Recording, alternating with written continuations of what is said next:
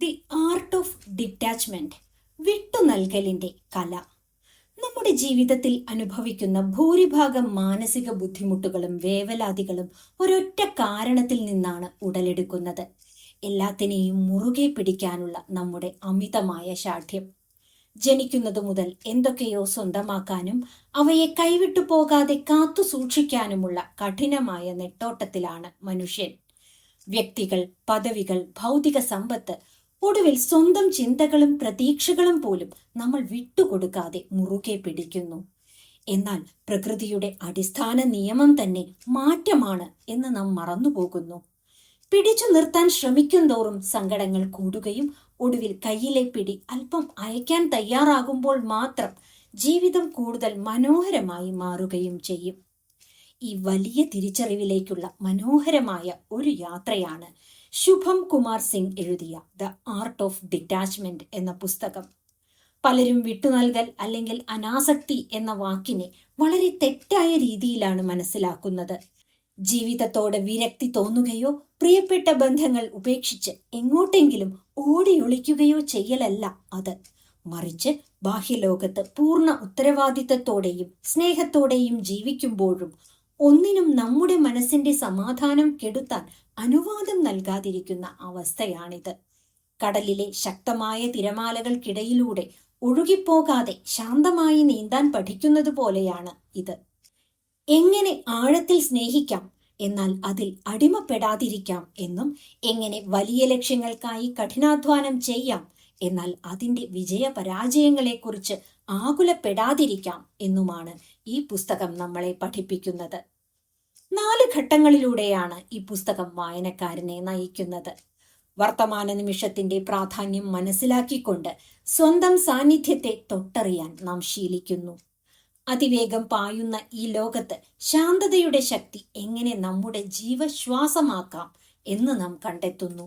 വിട്ടുനൽകലിന്റെ അഥവാ അനാസക്തിയുടെ കലയെ നാം പരിചയപ്പെടുന്നു.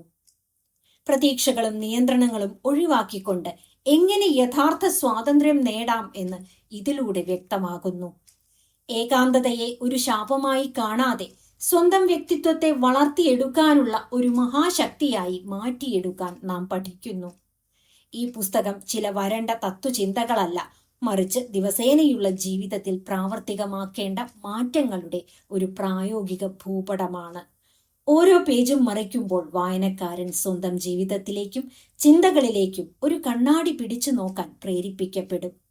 മനസ്സിലെ അനാവശ്യമായ ഭാരങ്ങളും ആകുലതകളും ഇറക്കി വെച്ച് കൂടുതൽ ലളിതവും സമാധാനപരവുമായ ഒരു ജീവിതം നയിക്കാൻ ആഗ്രഹിക്കുന്ന ഏതൊരാൾക്കും ഇതൊരു വിശ്വസ്തനായ വഴികാട്ടിയായിരിക്കും. ഈ യാത്രയുടെ തുടക്കത്തിൽ നിങ്ങളുടെ മനസ്സിലുള്ള മുൻവിധികളെ താൽക്കാലികമായി മാറ്റിവെക്കാൻ അഭ്യർത്ഥിക്കുന്നു. നിങ്ങളുടെ ആത്മാവിനെ കൂടുതൽ അടുത്തറിയാനും ജീവിതത്തെ അതിൻ്റെ യഥാർത്ഥ സൗന്ദര്യത്തോടെ സ്നേഹിക്കാനുമുള്ള ഈ പ്രയാണത്തിലേക്ക് ഹൃദയപൂർവ്വം സ്വാഗതം. ഉള്ളിലെ ശാന്തതയിലേക്കുള്ള നിങ്ങളുടെ ആദ്യ ചുവടുവെപ്പ് ഇവിടെ തുടങ്ങുകയായി. അധ്യായം 1: സാന്നിധ്യത്തിന്റെ ശക്തി. തിരക്കു പിടിച്ച ലോകത്ത് ആത്മപരിശോധനയുടെ പ്രാധാന്യം. മനുഷ്യ ചരിത്രത്തിൽ ഇന്നേ വരെ ഉണ്ടായിട്ടില്ലാത്തത്ര വേഗതയിലാണ് ഇന്ന് ലോകം സഞ്ചരിച്ചുകൊണ്ടിരിക്കുന്നത്. സാങ്കേതിക വിദ്യയുടെ വളർച്ചയും വിവര സാങ്കേതിക വിപ്ലവവും നമ്മുടെ വിരൽത്തുമ്പിലേക്ക് പ്രപഞ്ചത്തെ മുഴുവൻ ചുരുക്കിക്കഴിഞ്ഞു. എന്നാൽ ഈ അവിശ്വസനീയമായ വേഗതയ്ക്കിടയിൽ നമുക്ക് നഷ്ടപ്പെടുന്നത് എന്താണെന്ന് ആരെങ്കിലും ചിന്തിച്ചിട്ടുണ്ടോ? ഓരോ ദിവസവും മുന്നോട്ടു പായുന്ന ഈ ഓട്ടത്തിനിടയിൽ എവിടെയോ വെച്ച് നമ്മൾ നമ്മുടെ സ്വന്തം ആത്മാവിന്റെ ശബ്ദം കേൾക്കാൻ പൂർണ്ണമായും മറന്നുപോകുന്നു. ബാഹ്യലോകത്തെ കോലാഹലങ്ങളിൽ നിന്നും മാറി നമ്മുടെ ഉള്ളിലേക്ക് കണ്ണോടിക്കേണ്ടതിൻ്റെയും ആത്മപരിശോധന നടത്തേണ്ടതിൻ്റെയും അത്യന്താപേക്ഷിതമായ ആവശ്യകതയെക്കുറിച്ചാണ് ഈ അധ്യായം നമ്മെ ഓർമ്മിപ്പിക്കുന്നത്. രാവിലെ ഉണരുമ്പോൾ മുതൽ രാത്രി ഉറങ്ങാൻ കിടക്കുന്നതുവരെ നമ്മൾ പല വിധത്തിലുള്ള ശബ്ദങ്ങളാൽ നിരന്തരം ചുറ്റപ്പെട്ടിരിക്കുകയാണ്. മൊബൈൽ ഫോണിലെ നോട്ടിഫിക്കേഷനുകൾ, നിരത്തുകളിലെ വാഹനങ്ങളുടെ ഹോൺ മുഴക്കങ്ങൾ, ടെലിവിഷൻ ചർച്ചകളിലെ ബഹളങ്ങൾ, സാമൂഹിക മാധ്യമങ്ങളിലെ അവസാനിക്കാത്ത ആശയവിനിമയങ്ങൾ എന്നിങ്ങനെ നമ്മുടെ ശ്രദ്ധയെ നിരന്തരം ആകർഷിച്ചുകൊണ്ടിരിക്കുന്ന ഘടകങ്ങൾ ചുറ്റും നിരവധിയാണ്. ഈ നിരന്തരമായ ബാഹ്യപ്രേരണകൾ നമ്മെ സ്വതന്ത്രമായി ചിന്തിക്കാനുള്ള സാവകാശത്തിൽ നിന്നാണ് അകറ്റുന്നത്. ചിന്തകൾക്ക് വ്യക്തത വരണമെങ്കിൽ മനസ്സ് ശാന്തമാകേണ്ടതുണ്ട് എന്ന യാഥാർത്ഥ്യം നമ്മൾ പലപ്പോഴും വിസ്മരിക്കുന്നു.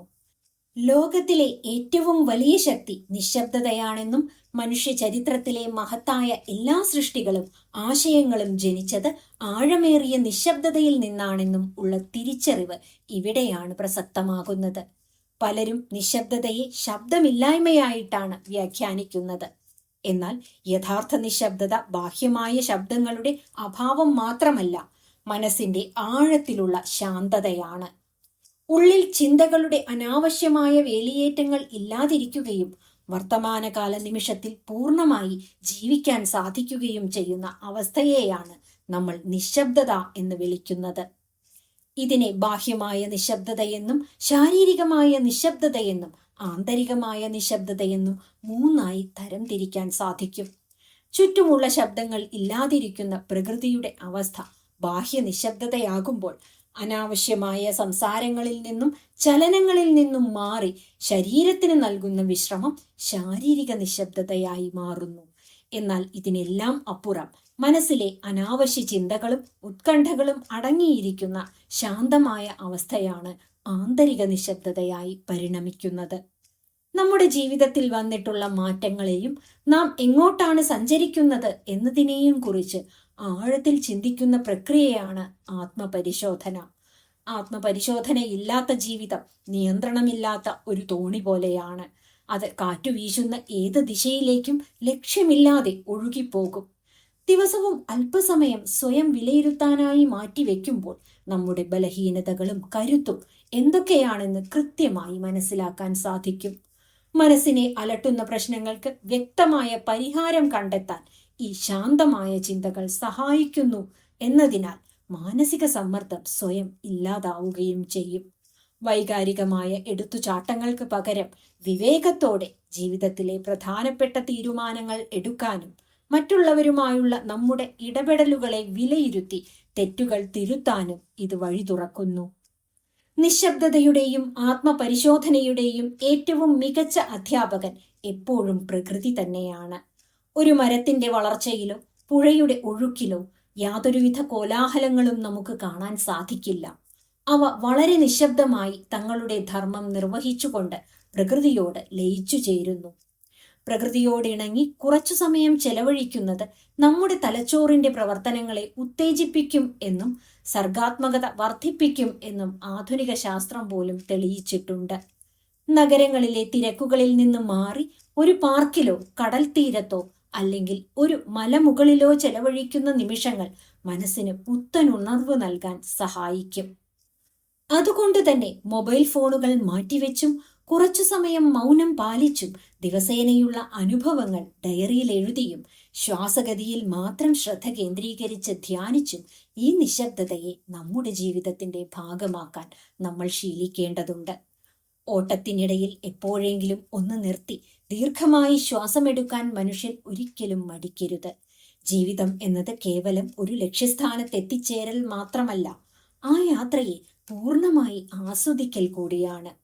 ഉള്ളിലെ കോലാഹലങ്ങളെ അടക്കി നിശബ്ദതയുടെ മനോഹരമായ സംഗീതത്തിന് കാതോർക്കുമ്പോൾ മാത്രമേ ജീവിതത്തിന്റെ യഥാർത്ഥ സൗന്ദര്യം നമുക്ക് അനുഭവിക്കാൻ സാധിക്കൂ.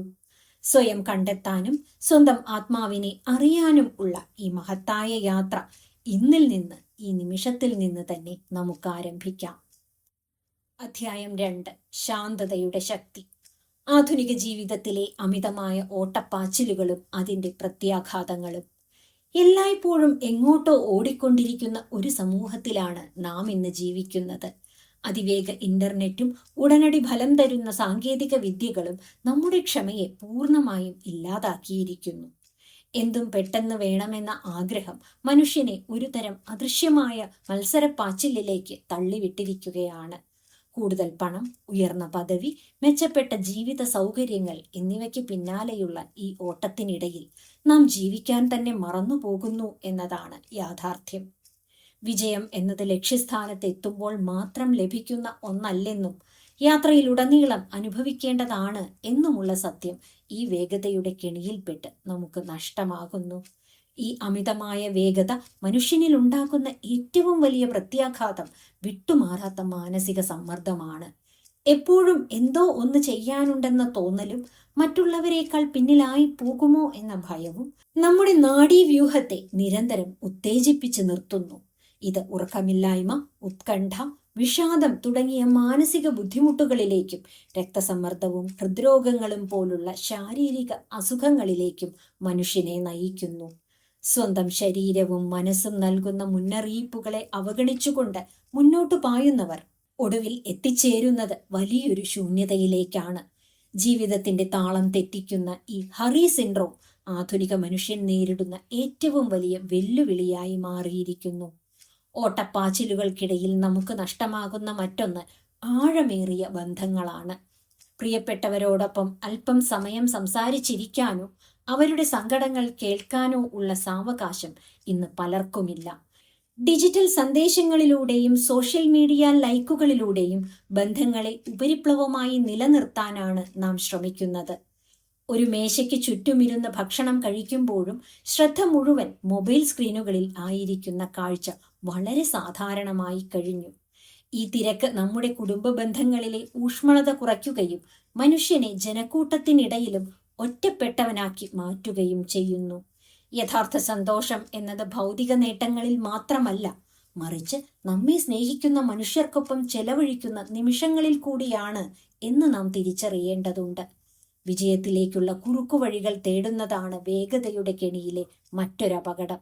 കഠിനാധ്വാനത്തിലൂടെയും ക്ഷമയോടെയുള്ള കാത്തിരിപ്പിലൂടെയും മാത്രം കൈവരിക്കേണ്ട നേട്ടങ്ങളെ പെട്ടെന്ന് സ്വന്തമാക്കാൻ ശ്രമിക്കുമ്പോൾ പലരും തെറ്റായ വഴികളിലേക്ക് തിരിയുന്നു. പ്രകൃതിയിലെ എല്ലാ മനോഹരമായ കാര്യങ്ങൾക്കും അതിൻ്റെതായ സമയമെടുക്കും.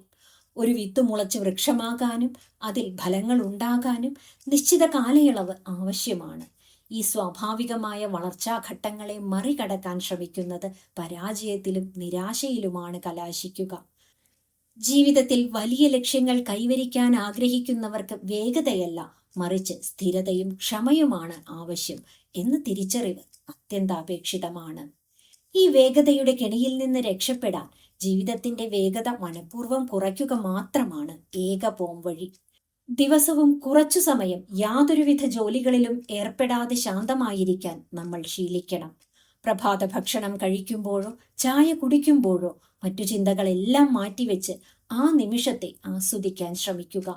ഇല്ല എന്ന് പറയാൻ പഠിക്കുക എന്നതാണ് മറ്റൊരു പ്രധാന കാര്യം. നമ്മെ കൊണ്ട് താങ്ങാൻ കഴിയുന്നതിലും അപ്പുറം ഉത്തരവാദിത്തങ്ങൾ ഏറ്റെടുക്കാതിരിക്കാൻ ശ്രദ്ധിക്കുക. നമ്മുടെ മുൻഗണനകളെ പുനഃക്രമീകരിക്കുകയും അത്യാവശ്യമില്ലാത്ത തിരക്കുകളെ ജീവിതത്തിൽ നിന്നൊഴിവാക്കുകയും ചെയ്യുമ്പോൾ മനസ്സിന് പുതിയൊരു സ്വാതന്ത്ര്യം കൈവരും. വേഗത ഒരു ആഡംബരമായി തോന്നാം എങ്കിലും അത് നമ്മുടെ ജീവിതത്തിന്റെ സമാധാനത്തെയാണ് കവർന്നെടുക്കുന്നത്. ജീവിതം ഒരു ഓട്ട മത്സരമല്ല, മറിച്ച് മനോഹരമായ ഒരു തീർത്ഥാടനമാണ്. ഓരോ ചുവടും ആസ്വദിച്ച് ചുറ്റുമുള്ള കാഴ്ചകളെ കണ്ടു മുന്നോട്ട് നീങ്ങുമ്പോഴാണ് ആ യാത്ര അർത്ഥവത്താകുന്നത്. അതുകൊണ്ട് അനാവശ്യമായ ഈ ഓട്ടപ്പാച്ചിലുകൾക്ക് അല്പം വിരാമമിട്ട് ജീവിതത്തെ അതിന്റെ സ്വാഭാവികമായ താളത്തിൽ സ്വീകരിക്കാൻ നമുക്ക് തയ്യാറാകാം. അതിവേഗം പായുന്ന ഈ ലോകത്ത് സ്വന്തം വേഗതയെ നിയന്ത്രിക്കാൻ കഴിയുന്നവനാണ് യഥാർത്ഥ വിജയി. അധ്യായം 3. വിട്ടുനൽകലിന്റെ ശക്തി. പ്രതീക്ഷകളിൽ നിന്നും നിയന്ത്രണങ്ങളിൽ നിന്നും ഉള്ള മോചനം.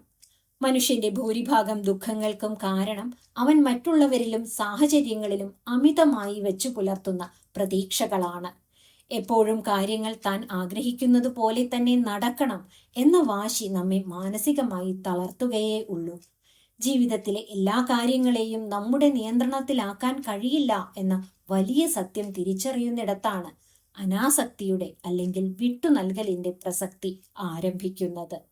ഇത് ജീവിതത്തിൽ നിന്നോ ബന്ധങ്ങളിൽ നിന്നോ ഓടിയൊളിക്കലല്ല, മറിച്ച് ഫലങ്ങളെക്കുറിച്ചുള്ള അമിതമായ ഉത്കണ്ഠ വെടിഞ്ഞ് വർത്തമാനകാലത്തിൽ പൂർണ്ണമായി ഇടപെടുക എന്നതാണ്.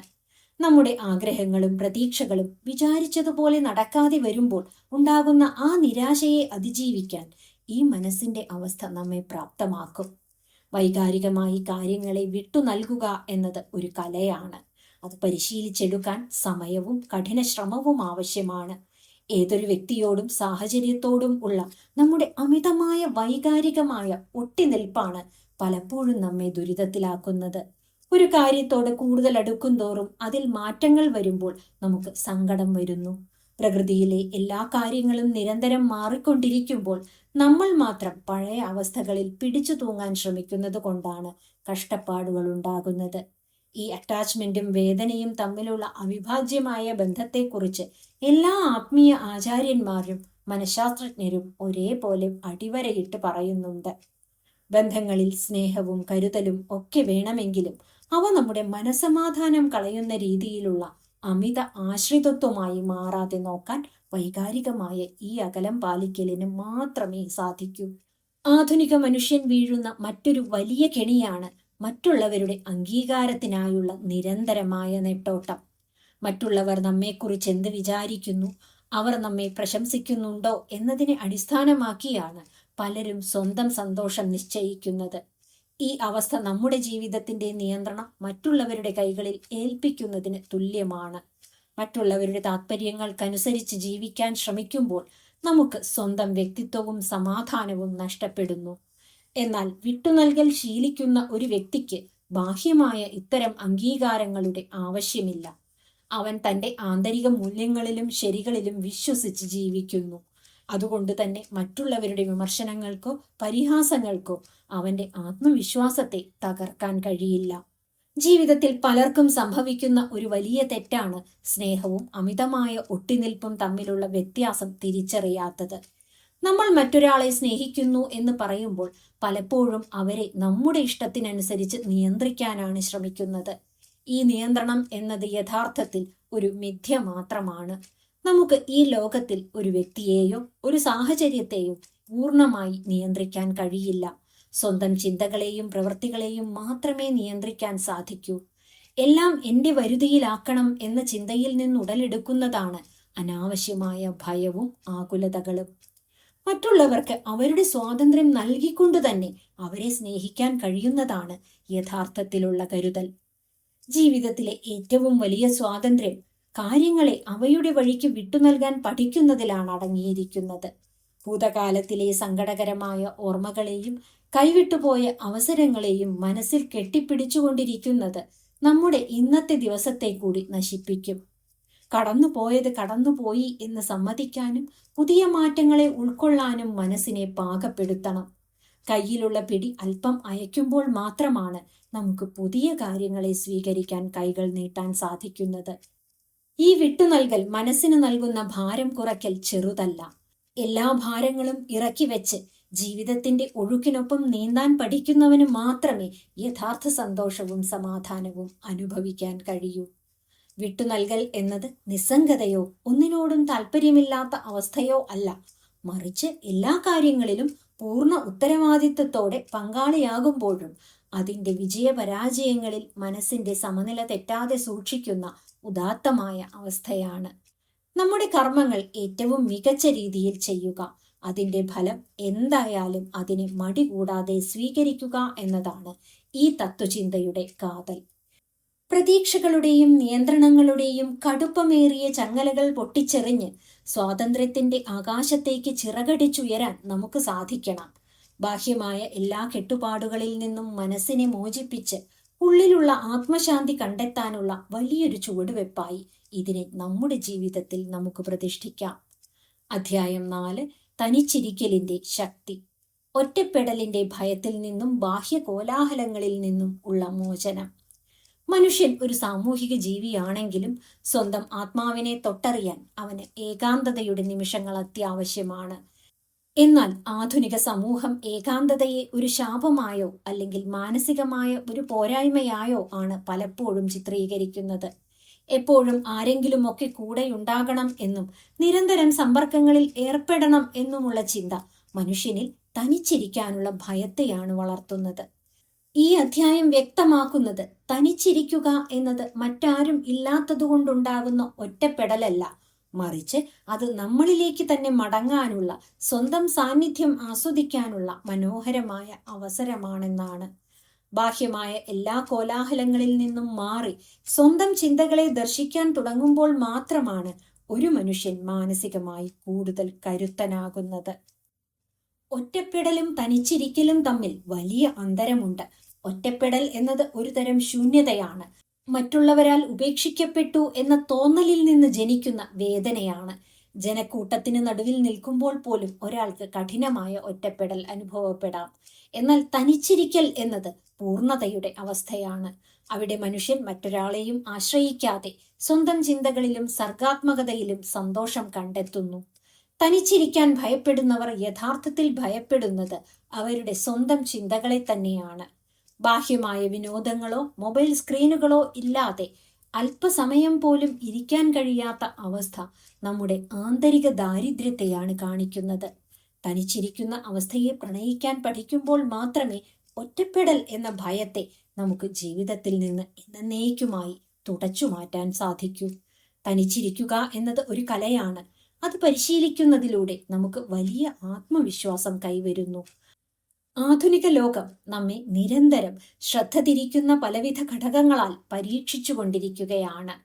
ഇത്തരം ഒരു ലോകത്ത് സ്വന്തം മൗനത്തിലേക്ക് ഒതുങ്ങിക്കൂടാൻ കഴിയുന്നത് ഒരു മഹാശക്തിയായി മാറുന്നു. A super power. ബാഹ്യമായ ശബ്ദങ്ങൾ പൂർണ്ണമായും അടങ്ങുമ്പോൾ മാത്രമാണ് നമ്മുടെ ഉള്ളിലെ സർഗാത്മകമായ ചിന്തകൾ ഉണരുന്നത്. ലോകത്തെ മാറ്റിമറിച്ച വലിയ ആശയങ്ങളും തത്വചിന്തകളും എല്ലാം പിറവിയെടുത്തത് ഇത്തരം ഏകാന്ത നിമിഷങ്ങളിലാണ്. നമ്മുടെ താല്പര്യങ്ങൾ എന്താണെന്നും നമ്മുടെ മൂല്യങ്ങൾ എന്താണെന്നും മറ്റാരുടെയും സ്വാധീനമില്ലാതെ കൃത്യമായി മനസ്സിലാക്കാൻ ഈ തനിച്ചിരിക്കൽ നമ്മെ സഹായിക്കും. ജീവിതത്തിന്റെ സന്തുലിതാവസ്ഥ നിലനിർത്താൻ ഏകാന്തതയും സാമൂഹിക ജീവിതവും തമ്മിലുള്ള ഒരു മനോഹരമായ നൃത്തം ആവശ്യമാണ്. Dance between solitude and connection. ഇതിനർത്ഥം നമ്മൾ സമൂഹത്തിൽ നിന്നും സൗഹൃദങ്ങളിൽ നിന്നും പൂർണ്ണമായി ഉൾവലിയണം എന്നല്ല. മറ്റുള്ളവരുമായി നല്ല ബന്ധങ്ങൾ പുലർത്തുമ്പോൾ തന്നെ സ്വന്തം ആത്മാവിനെ പോഷിപ്പിക്കാനായി കുറച്ചു സമയം മാറ്റിവെക്കണം. പൂർണ്ണമായും ചാർജ് തീർന്ന ഒരു മൊബൈൽ ഫോൺ പോലെയാണ് ബാഹ്യലോകത്ത് മാത്രം ജീവിക്കുന്ന മനുഷ്യൻ. അവൻ ആന്തരികമായി റീചാർജ് ചെയ്യപ്പെടണം എങ്കിൽ ഏകാന്തതയുടെ പ്ലഗ് പോയിന്റിലേക്ക് മടങ്ങിയെത്തേണ്ടതുണ്ട്. സ്വന്തമായി ചെലവഴിക്കുന്ന സമയം നമ്മുടെ ഊർജത്തെ വീണ്ടെടുക്കുകയും പിന്നീട് സമൂഹത്തിലേക്ക് ഇറങ്ങുമ്പോൾ കൂടുതൽ സ്നേഹത്തോടും വ്യക്തതയോടും കൂടി ഇടപെടാൻ നമ്മെ പ്രാപ്തരാക്കുകയും ചെയ്യും. തനിച്ചിരിക്കലിന്റെ മനോഹരമായ ഈ കലയെ ജീവിതത്തിൽ പകർത്താൻ നമ്മൾ ദിവസവും കുറച്ചു സമയം നീക്കിവെക്കണം. യാതൊരുവിധ ഡിജിറ്റൽ ഉപകരണങ്ങളുടെയും സഹായമില്ലാതെ, പുസ്തകവായന പോലും ഇല്ലാതെ കേവലം സ്വന്തം ശ്വാസത്തെയും പ്രകൃതിയെയും മാത്രമറിഞ്ഞ് ഇരിക്കാൻ പഠിക്കുക. ആദ്യമൊക്കെ ഈ അവസ്ഥ വലിയ അസ്വസ്ഥത ഉണ്ടാക്കിയേക്കാം. എന്നാൽ പതുക്കെ മനസ്സ് ശാന്തമാകുകയും ആ മൗനത്തിൽ നമ്മൾ ആനന്ദം കണ്ടെത്തുകയും ചെയ്യും. നമ്മുടെ ഉള്ളിലുള്ള സങ്കടങ്ങളോടും ഭയത്തോടും നേരിട്ട് സംസാരിക്കാനും അവയെ സൗമ്യമായി പരിഹരിക്കാനും ഈ സമയം സഹായിക്കും. യഥാർത്ഥത്തിൽ നമുക്ക് ഈ ജീവിതത്തിൽ തരാൻ കഴിയുന്ന ഏറ്റവും വലിയ സമ്മാനം സ്വന്തം സാന്നിധ്യം തന്നെയാണ്.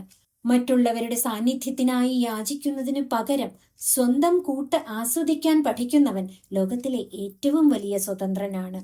ബാഹ്യമായ എല്ലാ ശബ്ദകോലാഹലങ്ങളെയും മറികടന്ന് സ്വന്തം ആത്മാവിന്റെ ആഴങ്ങളിലേക്ക് ഇറങ്ങിച്ചെല്ലാനും അവിടുത്തെ ശാന്തത അനുഭവിക്കാനും നമുക്ക് സാധിക്കണം.